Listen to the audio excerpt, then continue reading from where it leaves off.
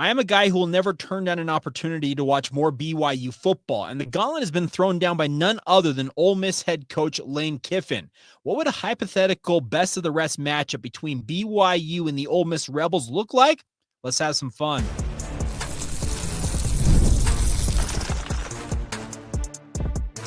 You are Locked On Cougars, your daily podcast on the BYU Cougars, part of the Locked On Podcast Network, your team every day. What's up, everybody? I'm Jake Hatch, your host here on Locked On Cougars, resident BYU insider. Thank you for making Locked On Cougars your first listen of the day, and obviously a big thank you to all of you who are everydayers with us right here on your original daily podcast focused on the BYU Cougars. This is your first time checking out the show. If you haven't done so already, please subscribe to the show, whether you're watching this on YouTube or wherever you're listening to your podcast, and make sure you become an everydayer and join us every single day as we talk all things BYU Cougars. Today's show is also brought to you by our friends over at FanDuel. Get $250 in bonus bets courtesy of our friends at FanDuel. If your first $5 bet hits, go to FanDuel.com to get started today. All right, let's talk some BYU football right out of the chute here. Now, this came about last week after BYU manhandled the Colorado Buffaloes and the Ole Miss Rebels absolutely ran roughshod over the Duke Blue Devils. They were considered to be two of the biggest winners of the bowl season. Now, not being the college football playoff takes a little bit of the luster off that, but when you have the performances that both Ole Miss and BYU had, well, it was inevitable that people were going to say, hey, maybe we should get these two teams together and really settle it on the field and see which of them is the best of the rest. Well, Reddit College Football put out a post and says, are there any reasons not to play this game a week from now? This comes late last week. It would be a tremendous game, and it seems like both teams would be up for the challenge. Well, okay, so you're wondering, all right, it'd be interesting. Ole Miss, BYU, storylines galore. Obviously, the quarterback for Ole Miss, Jackson Dart, is a Utah high school quarterback legend, a guy that BYU pursued numerous times out of high school. And obviously, when he hit the transfer portal from USC before he ended up at Ole Miss, BYU wanted him to be their quarterback. So that a hometown kid facing off against one of his hometown schools, so many storylines in all of that. BYU and their history of playing against Ole Miss. Remember Kyle Van Noy and that epic strip sack and touchdown to seal a win down there as BYU in the very first game as an independent program way back in 2011. There's so many storylines that could have gone into this game. And you're wondering, okay, it's interesting. But then, Sunday, we get this at 10:02 a.m. Mountain Time. Lane Kiffin responds to this Reddit College Football tweet and says this: spot the ball. Folks, somebody wants to play this game. Now, it's all hypothetical at this point because both of these programs have had guys exit the program. Our good friend Connor Pay is already off in parts unknown, training for the NFL draft. There are many other guys who are preparing for their post-BYU careers, whether that's in football or something else. So it's all hypothetical for these two programs to really settle it on the field. But, man, what a matchup it would be. And like I said, I called it in the open a best of the rest matchup because these are two of the biggest winners, as I said, of the bowl season. Yeah, blowout wins over high-level competition. People are going to sit up a little straighter and say, wow, these two teams really show what they were capable of. And Lane Kiffin also went off talking about how things are different in the SEC, and it's just not comparable. You know what?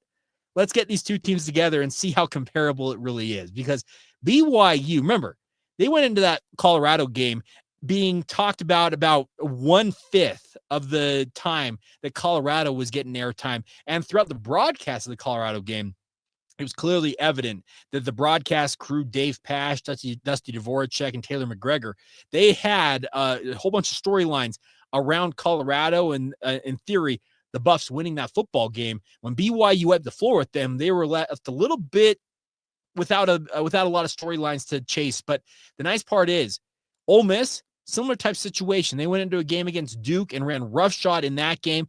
And this would bring these two programs together in theory for a matchup I think that would have a ton of eyeballs on it. Not to mention just for the fact that Lane Kiffin is another one of those coaches that is a lightning rod in college football. Remember, he's had a pretty tumultuous coaching career at USC with the then Oakland Raiders.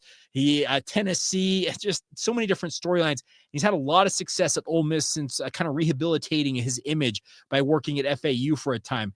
This would be a really, really fun game. So in theory, What would it take for BYU to get a win over Ole Miss? Because if you ask me, I think on a neutral field between these two programs in some type of a bowl game scenario, I think Ole Miss would be the favorite in this one. I think SP Plus says that. And the other thing is a metric that I like to rely on. I don't talk about it a lot here on the podcast. I probably should talk more about the metrics that I look at when it comes to college football. It's called EPA. No, it's not the environmental organization that is part of the U.S. government. It's called expected points added, or EPA for short. And what it is it is a measure that measures how well a team performs on a play-by-play basis. It is the difference between the expected points before and after a play, and it's calculated by subtracting the expected points value at the beginning of a play from the EP after that play. Now, that sounds completely convoluted, but the whole idea is it is assuming that each yard line has a point value. So 4th and 10 from your own 20-yard line, the expected points value is a certain value assigned to it. So every spot on the field has one of these extra points numbers attached to it.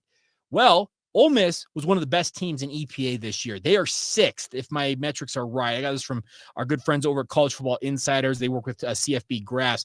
They have Ole Miss as the number 6 team in EPA.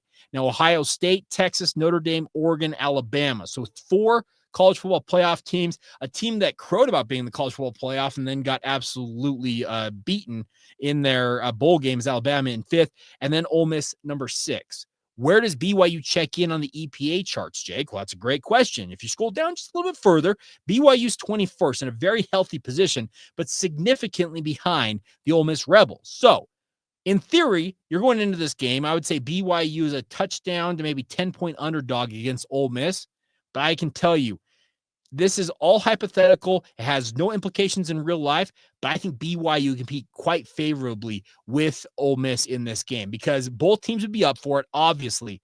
But I think BYU's defense, given time to prepare for a guy like Jackson Dart, to prepare for what Lane Kiffin would throw at them with the Ole Miss offense, which is very innovative, I think BYU would be ready for this because Ole Miss, similar to some of the other teams BYU has faced this year, really relies on a strong passing game to unlock their offense. They don't have a really high-level rushing attack. They ended up running for, 2,285 yards, but very stratified across the roster. Henry Parrish Jr. was the leading rusher with 10 touchdowns and 678 yards, and Jackson Dart, the hometown kid, once again, 495 yards as their second leading rusher, Ulysses Bentley IV, which, by the way, is a great name. Ulysses Bentley IV, 419 yards. So they didn't have a ton of rushing yards, but if you look at it, they had a decent output. But the bigger number is Jackson Dart, 4,279 yards, and more importantly, 29 touchdowns against just 6 interceptions. BYU would have to do a very good job to contain Jackson Dart, and you can expect that in this hypothetical scenario, he wants nothing more than to put on a show for his family, his friends, and everybody back in the state of Utah to remind them, hey, remember me? So there is so much that goes into this game. But I think BYU, there's something about the BYU Cougars this past season that when they had the stakes going against them, they really stepped up to the plate. And this would be a similar type scenario to that bowl game against Colorado, to a lot of the games throughout their 9-0 start. Remember, BYU went to UCF, a team that was below 500 and was an underdog on the road in Orlando as an undefeated team.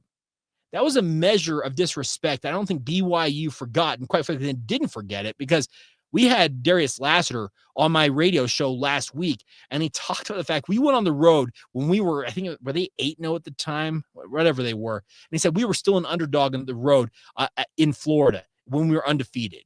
They did not forget that, nor will they let it go, it feels like, in many respects. And I think that would fuel BYU in a matchup like this. What would it take for BYU to win this game? Well, you're going to need to do what you did. Essentially do what you did against Colorado and shut down Jackson Dart. He is considered to be a top-tier quarterback prospect, much like Shedeur Sanders, and he is the focal point of the Ole Miss offense. You'd have to find a way to slow him down. I think given the adequate time, we saw what Jay Hill cooked up against Shedeur Sanders. I could imagine that BYU would be very, very capable of having a really innovative defense and really change things up to confuse Jackson Dart. Conversely, Ole Miss, they'd be really intent on making Jake Retzlaff pay for his mistakes. You could not, in this game, in my mind, have 4 interceptions. I know 3 of them are actually interceptions, but an intercepted 2-point conversion against Colorado.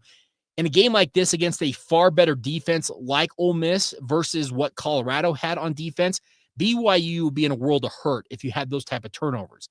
Jake Retzlaff would have to be the Jake Retzlaff we saw in multiple circumstances where he takes care of the football and is a downright star for BYU.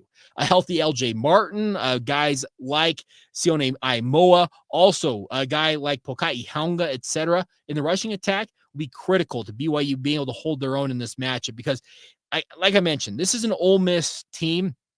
They're not a slouch on defense. Colorado, bit of a slouch on defense. You look at the metrics, and Colorado had been kind of a feast or famine team. If they turned you over, they had an opportunity. But if you went straight up with them, as we showed against BYU in the Colorado in the Alamo Bowl, it was shown there, is that BYU showed that straight up against that team, they could dominate the line of scrimmage and win one-on-one battles.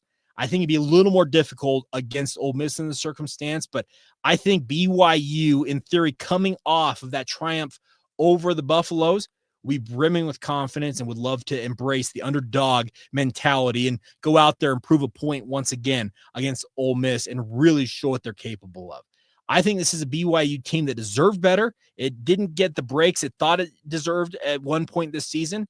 But if you're asking me what the scoreline is in a hypothetical matchup of these two, give me BYU. I'd take the Cougars by like a field goal. I really think BYU would have something cooked up special for Ole Miss. And if Lane Kiffin wants to get this game together, hey, you could go back and put together that 2-game series you had scheduled down the line. I think at the end of this decade is when they had that scheduled for. It was canceled because BYU is trying to thin out a little bit of its non-conference with regards to the independent era versus what they have to deal with in the Big 12. But would have been a really, really fun game. And man, I would take the Cougars. Give me BYU winning that matchup.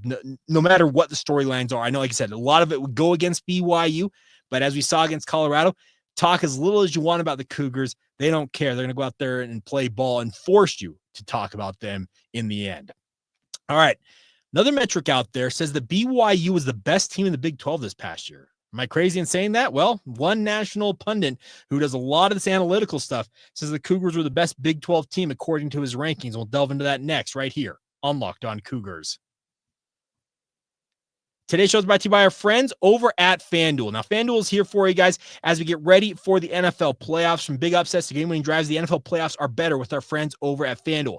Right now, new customers can bet $5 and get $200 in bonus bets guaranteed. That's $200 in bonus bets, win or lose. Think about it, my friends. The FanDuel app gives you everything to place your live bets, same-game parlays, and so much more, no matter what you're into when it comes to your NFL playoff needs. FanDuel's got it for you guys. Go to FanDuel.com. Have some fun. Get ready for the wild card round. Got some crazy matchups that there. We've got a 14-3 team in the Minnesota Vikings going to the Los Angeles Rams on Monday. I'm thinking that Minnesota team's going to have their hair on fire as they go into SoFi Stadium. So if you want to take advantage of an offer like that, go to FanDuel.com to join today and start with $200 in bonus bets. That's FanDuel.com to get started today. Make this playoff season unforgettable with FanDuel, an official sportsbook partner of the NFL. Thank you once again for making Locked On Cougars your first listen of the day. Hope you guys are doing well on this Monday. All right, as I mentioned, there is a metric out there that says the BYU Cougars were the best team in the Big 12 this past season. And yes, that includes the vaunted Arizona State Sun Devils. Yes. I know that they're going to be ASU Sun Devil fans. They're going to be hopping all over my mention saying, how dare you denigrate ASU? You know what? Argue with a wall, because this is metrics that I believe in these metrics, because now obviously favors BYU. It's pretty easy for me to say, but this is a guy that I really think has his head on straight when it comes to his analytics. And that's Bill Connelly from ESPN. He has what he calls his SP plus rankings. And what they are is they are an analytical breakdown of college football teams that in theory, SP plus is supposed to help you kind of determine what if it was a neutral site, so let's say it's a bowl game, that type of scenario. If you have the SP plus numbers for two teams, you should be able to put them on a neutral field together, and the difference between the two in the SP plus ranking should give you the theoretical spread between those two teams. Okay, that's interesting because it takes into account all the different things out there, yardage, history. Bill's been working at this for a good decade plus, trying to refine this analytical tool that he's got.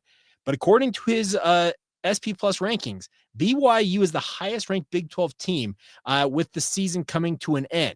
He has BYU at number 17 nationally. Okay, so where are the Sun Devils? Well, the Sun Devils actually, crazily enough, finish fourth. Yes, you heard me right. Fourth. BYU is 17th nationally. Kansas State, BYU's one of their most triumphal wins of the season. Kansas State Wildcats are 19th. TCU, of all teams, number 3 at 26th. And Arizona State checks in at number 31. Iowa State, who was the other runner-up in the Big 12, is 35th in 5th place. And then you're probably wondering, okay, Jake, well, where's Utah? They're right in the middle at number 8 in these rankings. Now, he breaks it down even further in the SP Plus, and I got to give a big shout out to Casey Lundquist for doing a lot of the legwork on this. I went through and was looking at this, and he made it a lot easier on me over at Cougs Daily. You can check out his work. He does a really fine job covering all things BYU. But he also went through the SP Plus rankings for offense, defense, and special teams. Now, we talk a lot about how BYU really was a complementary team. Offense setting up the defense and vice versa, defense setting up the offense, special teams helping out in its own right as well. Where did BYU check in offensively? Well, he checked in middle of the pack in the Big 12, 38th, just behind Kansas at 37th. TCU actually was the highest ranked team in SP Plus offense at 19th. Baylor 25th, Colorado 26th were the top 3 in that. So BYU 38th in their offensive ranking. So if they're going to finish first in the conference, you got to imagine defense and special teams are going to make up for that. And that's exactly what happened. BYU finished second in SP Plus defense at 21st nationally. Crazily enough, you want to talk about a disparity? Utah, number 1 in SP Plus for the Big 12 at number 18 nationally. Why did Utah finish in the middle of the pack with regards to where they finished in the SP Plus rankings? Because Utah's offense was kind of flipped from their defense. 15th out of 16 teams. Only Houston, who had an awful offense, was worse than Utah at 99th in SP Plus offense. And then, so BYU finishes second in SP Plus defense, obviously setting up their offense in good situations. And then finally, special teams rankings. BYU, the clear number 1, number 4 nationally. They were number 1 in the Big 12 by a full 6 spots. Arizona 10th in the nation. West Virginia 12th. So a lot of this matches up with what a lot of us saw from this BYU team, that yes, it's very much a complementary team. BYU's offense, middle of the pack overall, but when it was set up in good field position and was given opportunities by the the defense and the special teams, yeah, they cashed in. And I know that there are a lot of y'all out there who want to say, well, BYU's offense is always going to be held back by Jake Retzloff, and they just can't put together a drive when it matters. Okay, you can argue that all you want, but this is a game, speaking of football, that really all you can control is taking advantage of the opportunities given to you. Yes, there are going to be seasons where BYU is going to be forced to drive 80 yards the length of the field for touchdowns. Other years like this past year for BYU, when you lead the country in interceptions, guess what? You're going to set up your offense in really, really fine field position. And the good news is BYU's offense was good enough to cash in the vast majority of those. Now, could they have cashed in a few more against the likes of Kansas and Arizona State? Maybe so. But the bigger point to be made here is SP Plus believes that BYU was the best team in this league. That's crazy to consider because, trust me, some of the belly aching I heard all season long about BYU, even amidst the historic 9-0 start and 11-2 season against what I consider to be the toughest competition top to bottom in BYU football history, would have you thinking BYU was a middle of the pack, a Big 12 team. Now, as I mentioned, SP Plus it's an analytical tool, so it's supposed to essentially be able to help you gauge where teams are relative to one another. That's got BYU pretty clearly as top dog in the conference. Now, had they beaten Kansas and had they beaten Arizona State, BYU would have been given that opportunity to really be the top dog in the conference. And that's a missed opportunity. There's zero doubt about that. I can't argue that point with you. But the analytics say that BYU, they're a pretty doggone good football team. And the nice part is a whole lot of those pieces come back. So maybe, just maybe next year, if BYU plays similarly and maybe has an even more juiced up offense, maybe BYU actually can go out there and prove it that they are top dog in the conference. I, for one, would love to see that go down because I love covering winning football teams. I can tell you the disparity between a 5-7 team over here and the interest in BYU football versus an 11-2 team a year later, there is no comparison. The 11-2 team, all of the excitement, all of the storylines surrounding BYU, notwithstanding the fact that they were kind of thrown out with maybe with the bathwater type analogy when it came to a lot of the thoughts of what BYU really was. This is a BYU team that was a really, really good football team. And I get that we're spoiled, speaking generally across the board, about BYU offenses of yesteryear, where the offense was the storyline.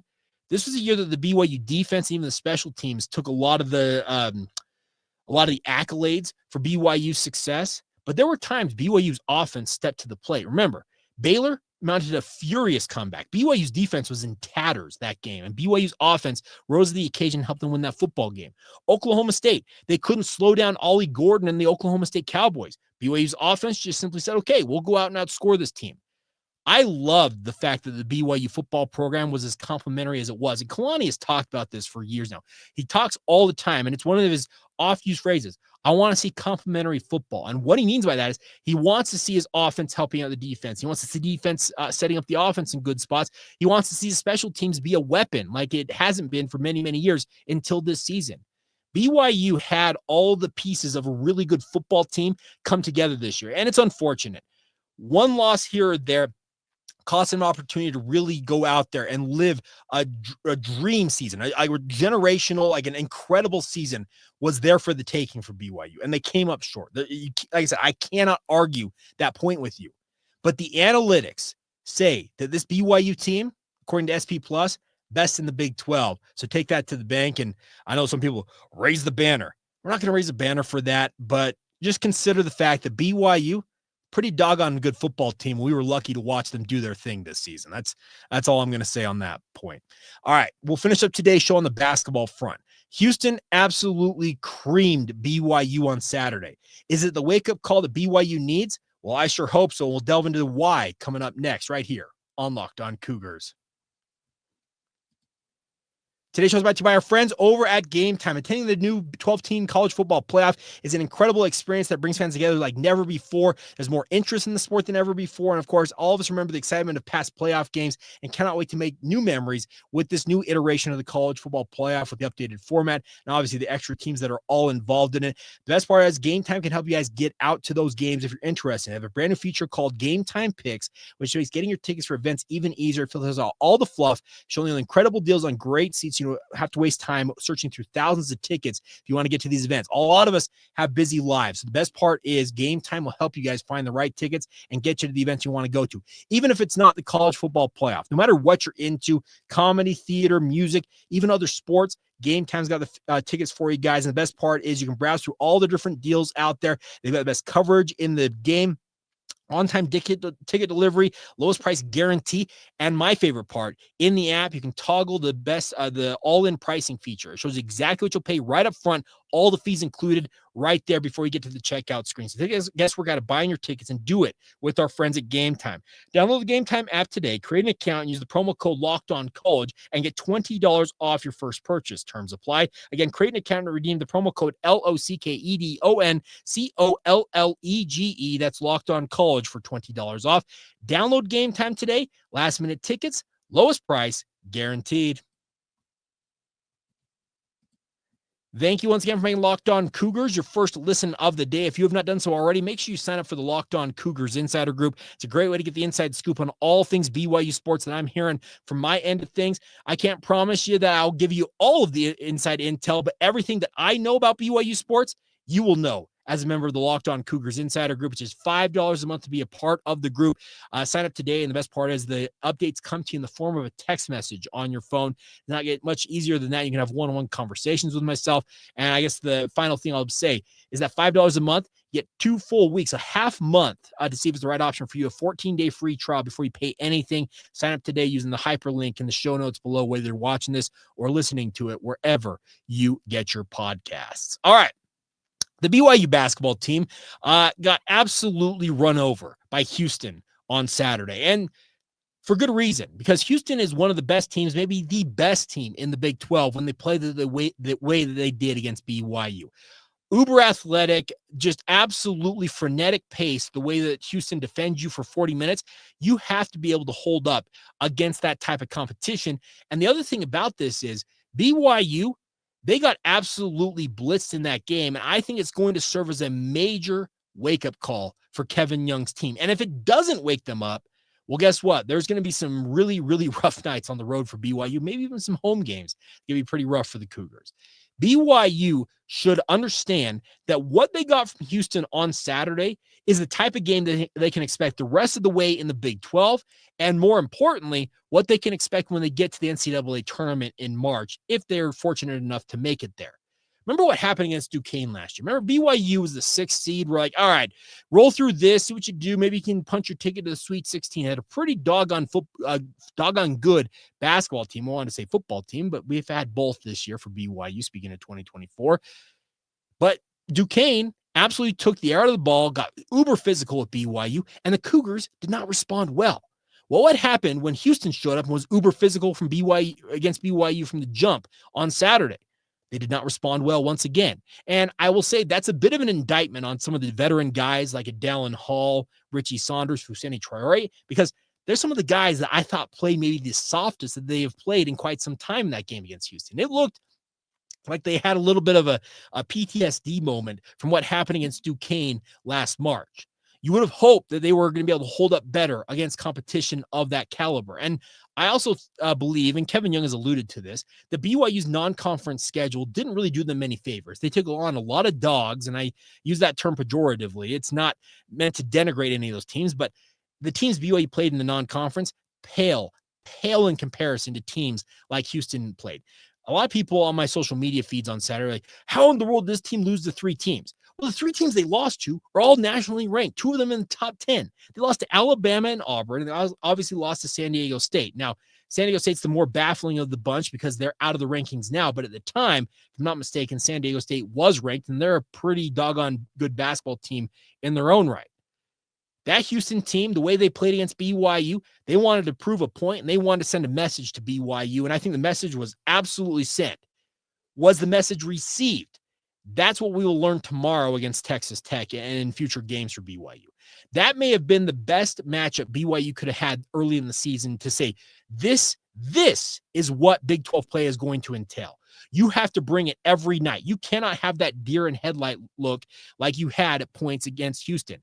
Like I mentioned, you have some young players on this roster for BYU. That's understandable that guys like Jaeger Demon, Cannon Catchings, maybe Mihajlo Bošković, they may have had that deer in headlights look, and that's a little bit more understandable because that's their first opportunity to see a team the caliber of Houston in college basketball. At the same time, those guys have been playing a lot of high-level hoops throughout their lives, most notably guys like Jaeger Demon playing for Real Madrid. The EuroLeague is no joke. So I'm a bit surprised he looked as rough as he did, but I did not like the look of what I saw from guys like Dallin Hall, Richie Saunders, Fousseyni Traore, the vets on this team. They looked like they, once again, had a flashback to what happened against Duquesne in the NCAA tournament, where they didn't have an answer for the physicality, the way the game was being officiated. They couldn't generate the looks that they routinely generated. Nothing went right for BYU against Houston. The message was delivered by Houston. We're going to find out if BYU is going to respond in kind and show that, hey, we learned from that. Because if they do, okay, we're going to have an opportunity to watch BYU perform better in the remaining Big 12 matchups they have this season. Are they going to win all of them? No, because just the way that this league is set up, it's going to be very tough to make a run that would rival something like that. BYU needs to focus on holding serve on their home court. Texas Tech tomorrow night, big opportunity to go to 2-1. Texas Tech just absolutely blew the doors off of Utah.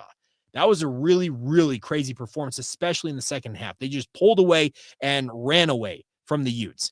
Texas Tech is going to be brimming with confidence as they come to Provo. Remember, last year, BYU had Texas Tech on the ropes with about, if I recall, 10 minutes to go in that matchup down there in Lubbock.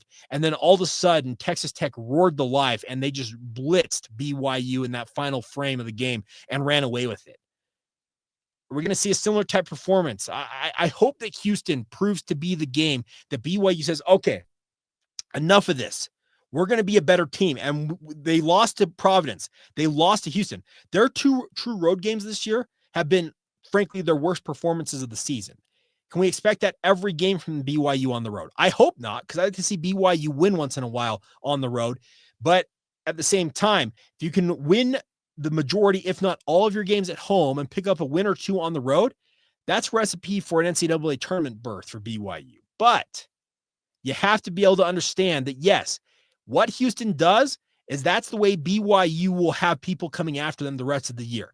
They're going to be uber physical. They're going to punch BYU in the mouth figuratively early on in a game, and we're going to see if BYU can punch back in their own right. They did not. They could not get off of the ropes, up off the deck, to use whatever boxing analogy you want to use, on Saturday against Houston. And I'm hopeful that they will have the coaching staff, the players, everybody involved with BYU basketball will look back at that tape, understand that, frankly, nothing went right in that one, and say, okay, we're never going to have that performance once again. It's been some time since I've seen BYU get as thoroughly beaten as they did against the Houston Cougars. And I don't think any player across the board, maybe outside of what Trevin Knell showed, because I thought he showed a lot of heart going 4 of 6 from deep and really not letting the moment get to him. He may have been the one veteran who didn't have the deer in headlights look in that matchup. So maybe his teammates can look to him and say, okay, what did he do to have himself ready for this and be able to kind of ignore all the things that were going against BYU and still perform admirably in that matchup? You need to have more than one guy show up. And BYU, they struggled mightily. There's no if, and, or but about it. But I think at the same time, if they can take what was handed to them from Houston and internalize it and let it be the motivation, like kind of get to them and say, okay, this is the chip on our shoulder we need to have, we're going to see a BYU team that's better for what they experienced down there at the Fertitta Center. If they continue to struggle, well, maybe this is a team that's a bit of a paper tiger, and we were led to think that they were one thing when they're really completely something different. And that would be disappointing, because we all know that Kevin Young has come in and has done a lot of special things already with this BYU basketball team.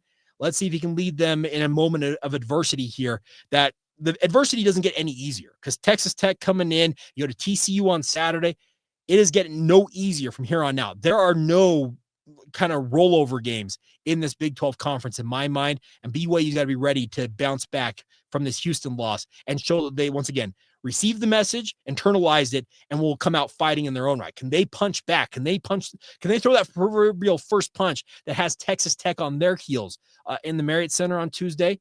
I'd love to think so, and we'll see how it all shakes out come Tuesday night when we do a postcast edition of Locked On Cougars. All right. That's enough for a Monday. So a big thank you as always for your guys' support of the podcast. Really means the world to me that you guys enjoy it as much as you do. So thank you for subscribing, rating, reviewing it, sharing with your family and friends, commenting, letting us know what you think about the show, good, bad, or indifferent. All of it helps us be a better show, helps me be a better host. So thank you so much for your support. And as always, thank you for making Locked On Cougars your first listen of the day. And as always, thank you for being everydayers with us right here on the Locked On Cougars podcast.